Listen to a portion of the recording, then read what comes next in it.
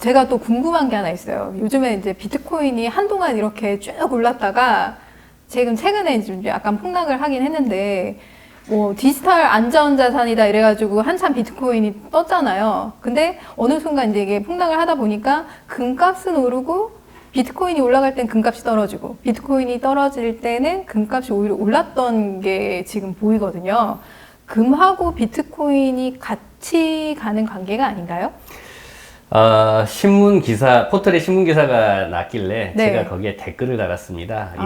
그러니까 비트코인에 영끌 투자를 했다가는 나중에 큰일 납니다. 그랬더니 거기에 댓글이 또 달아졌어요. 알지도 못하면서 아는 척 하지 마라부터 시작해서.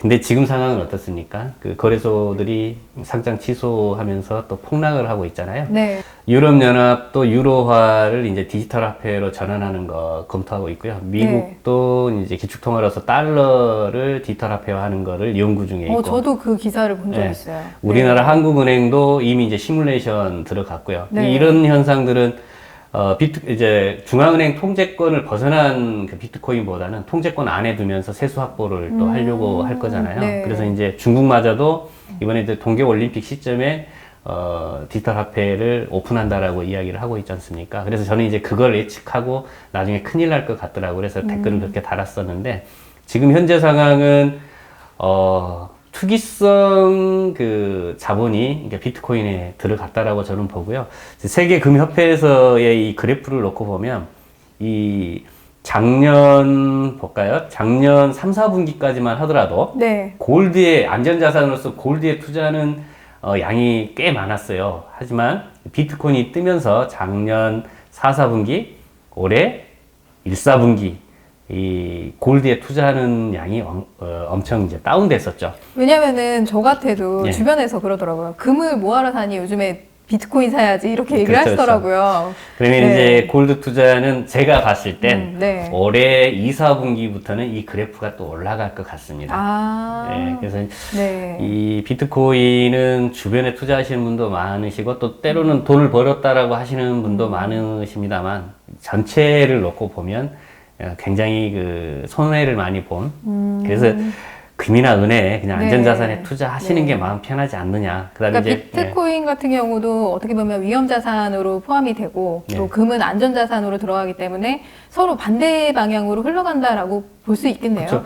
네. 그런데 네. 안전자산인 금이나 은은 네. 폭락을 해도 한 20년 전에 그람당 2만 원 가는 상황으로 다시 회귀하지는 않지 않습니까? 네. 2011년 고점을 갔던 게 네. 다시 하락해서 완만히 유지를 하다가 작년 8월에 이제 2011년 고점을 다시 능가하는 고점을 한번 찍고 다시 네. 하락해서 또 유지하잖아요. 네. 그래서 이게 안전자산인 거고 비트코인은 가령 100만 원 갔던 게 막 10만 원 가버리고 5만 원 가버리지 않습니까? 자고 일어나면은 갑자기 네, 막 이거는 안전자산이 아닌 네. 거거든요. 이거는 위험자산인 겁니다. 네.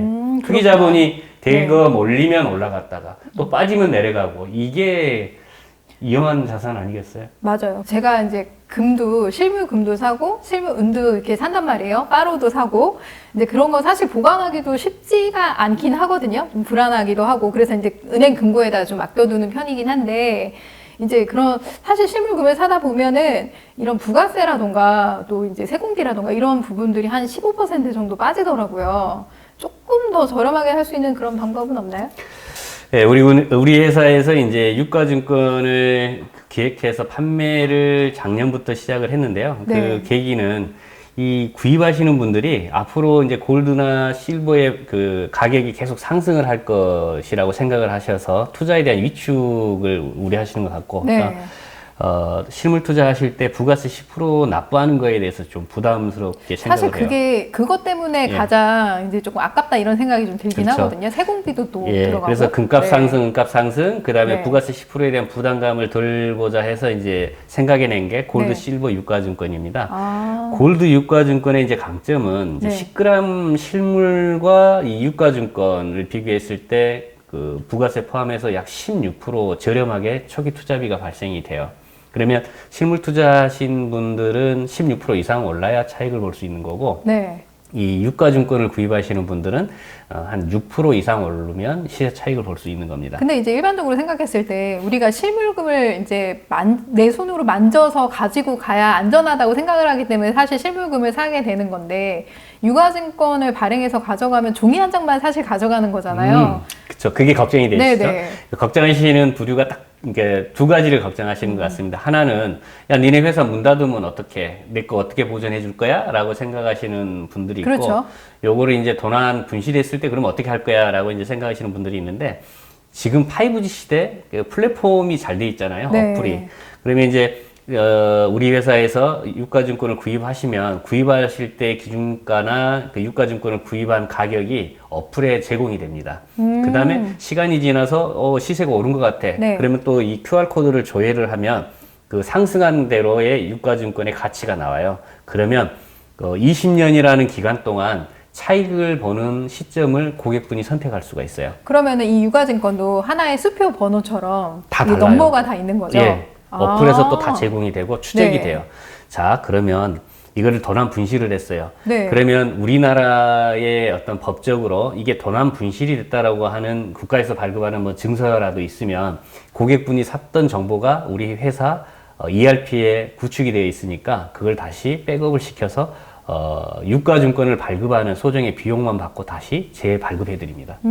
그러면 이제 유가증권을 발급을 했다가 나 그래도 불안하다. 나 실물금으로 받고 싶어. 라고 하면 언제든지 받을 수 있는 건가요? 그렇죠. 그게 또 강점이 있는 게 뭐냐면 네. 이 유가증권, 골드 유가증권을 가령 그람당 기준가가 68,000원일 때 구입을 하셨어요. 근데 이거 실물로 교환하고자 할 때 그람당 기준가가 68만 원이 갔어. 10배가 올랐어요. 네. 근데 이걸 실물로 바꾸고 싶어. 그러면 최초에 샀을 때 68,000원에 해당이 되는 부가세 10%와 출고 수수료를 반영을 해서 저희가 실물로 교환해 드려요. 아, 그러니까 오르기 전에 그쵸. 처음에 샀던 그 가격에서 10%에 네. 또 세공비 5% 이렇게 해서 붙는다는 그럼 얘기죠. 고객 입장에서는 괜찮네요. 백전백승할 수밖에 없는 게, 나 이거 지금 실물로 교환해가도 이익이야. 네. 실물로 교환해서 또 다시 되팔아도 되고. 근데 그럴 필요가 없이 이 유가증권을 샀을 때 68,000원인데 지금 68만 원 갔어. 네. 나 이거 유가증권으로 그냥 팔아서 차익을 볼래. 이거 전국 가맹점 어디나 가셔서 유가증권을 팔러 가면 다 받아줍니다. 바로 현금 내드려요. 계좌이체 시켜드리고. 아, 그러면은 그 유가증권을 개인 간에도 이렇게 사고팔고 할 수 있는 건가요? 개인 거래가 간에 되나요? 또 사고 팔 수 있죠. 자, 보세요. 네.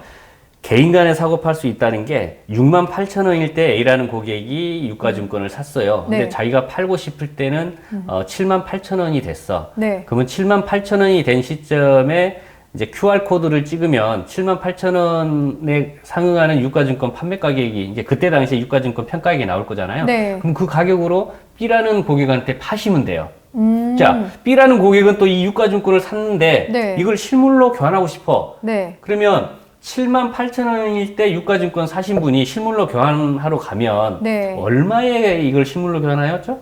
68,000원. 네. 최초에 구입했을 때 이력이 거기 남아있을 거지 않습니까? 네. 그럼 78,000원에 유가증권을 구입하신 B라는 고객은 네. 68,000원이 적용된 부가세 10%와 출고 수수료를 내시고 78,000원 가치, 기준가 가치에 해당이 되는 금실물을 가져가시는 거예요. 그러면은 이런 유가증권을 서로 사고팔고 하다가 만약에 잃어버렸다 이런 경우에는 이쪽에 그 한국금거래소에 이미 등록이 돼 있기 때문에 상관이 없는 건가요? 그렇죠. 그러니까 분실을 네. 하시면 분실했다라고 하는 어떤 법적인 그 네. 국가에서 내주는 어떤 증거 서류만 우리한테 제시하시면 네. 유가증권을 그 동일하게 그러니까 이제 유가증권을 발행하는 그 네. 소정의 수수료만 받고 우리는 발급을 해드려요. 아, 재발행을 예. 해주신다. 아, 그러니까 어떻게 보면은 하나의 금과 관련된 상품권이다라고 봐도 되기는 그렇죠. 하겠네요. 그 대신 네.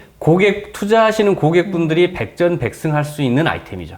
자, 초기 부가세에 대한 네. 부담 없이 투자도 가능하고 네. 20년이라고 하는 기간 동안 꼭 차익 실현을 보는 시점을 선택할 수도 있고, 그 다음에 아까 샀을 때는 이미 우리가 금고에 실물을 확보를 해서 해지를 해버렸기 때문에 68,000원에 투자를 하셨다가 이게 68만 원은 가도 실물을 교환하고 싶으면 68,000원이 적용된 부가세 10%와 수수료가 반영된 실물을 찾을 수 있고, 아니면 근데 유가증권 우리가 되팔아도 이렇게 되고. 궁금한 게 우리가 실물금을 사는 이유가 보통은 어떤 세금이나 이런 거가 안 들어가기 때문에 실물금을 집에다가 사놓고 보관을 하는 게 뭐 일반적이잖아요. 이렇게 해서 자녀들한테 뭐 진짜 줘도 자녀가 증여세를 낼 일도 없고 이런 세금을 약간 회피를 할 수 있는 방법이기도 해서 사실 실물금을 많이들 구매를 하시는데 우리가 유가증권으로 발행했을 때 이게 오가 남지 않을까? 자, 세금을 네. 안 낸다고 네. 한다 그러면 이게 이제 부가세 10%인데요. 그건 사실은 네. 불법인 거거든요. 요즘은 이제 기금속도 10만 원권 이상 가치에 10만 원 이상 가치를 사시면 현금 영수증 의무 발급을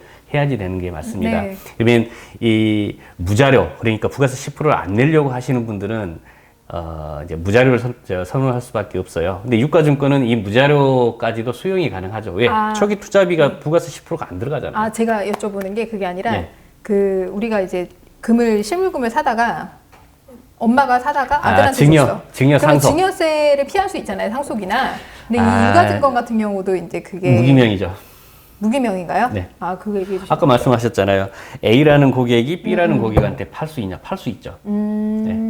근데 이제 그게 뭔가 이게 불법이 아닙니다. 예. 금도 실물 사셔서 네네. A라는 고객이 B라는 고객한테 팔 수 있듯이. 네네. 예. 대신 이게 이제 최종적으로 이 유가증권은 네네. 실물로 교환해 갔을 때 매출로 인식이 되는 상품이기 때문에 네네. 이거는 그 어떤 탈세적인 측면이나 네. 뭔가 법에 위반되는 그런 게 아니에요.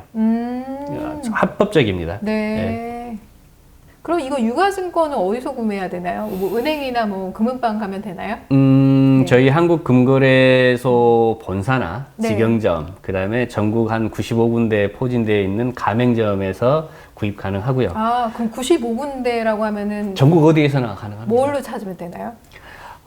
인터넷에 한국금거래소라고 다 예, 인터넷에 찾으면 되나요? 한국금거래소라고 네. 조회하시면 네. 전국 가맹점을 조회할 수가 아, 있습니다. 뭐 네. 창원에 사시는 분들은 네. 창원점에 가시면 되고, 네. 부산에 사시는 분들은 부산 해운대점이나 네. 뭐 또 그 근처에 지점 가셔도 되고, 네. 전라도에 계신 분들은 목포, 광주 뭐 네. 다 있고요, 순천도 있고 여수도 있어요. 아. 경기, 서울은 또 바글바글합니다. 예. 네. 아, 이게 어렵다고 생각을 했는데 그게 아니구나. 쉽구나. 예. 네. 저희가 이제 이 가맹점들이 많다 보니까 네. 거의 그 집 근처에 있다라고 네. 보시면 됩니다. 저는 되게 이렇게 처음에 여기를 방문을 했을 때 되게 조그만 데인 줄 알았거든요.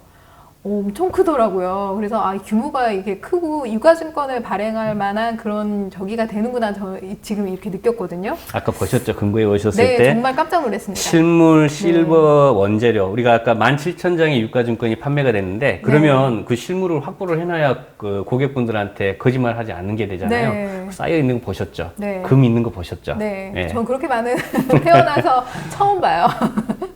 네, 오늘 이렇게 한국금거래소 송종길 전무님을 모시고 많은 대화를 했는데요. 여러분 영상에 도움이 되셨나요? 도움이 되셨다면 좋아요 구독하기 눌러주세요. 눌러주세요.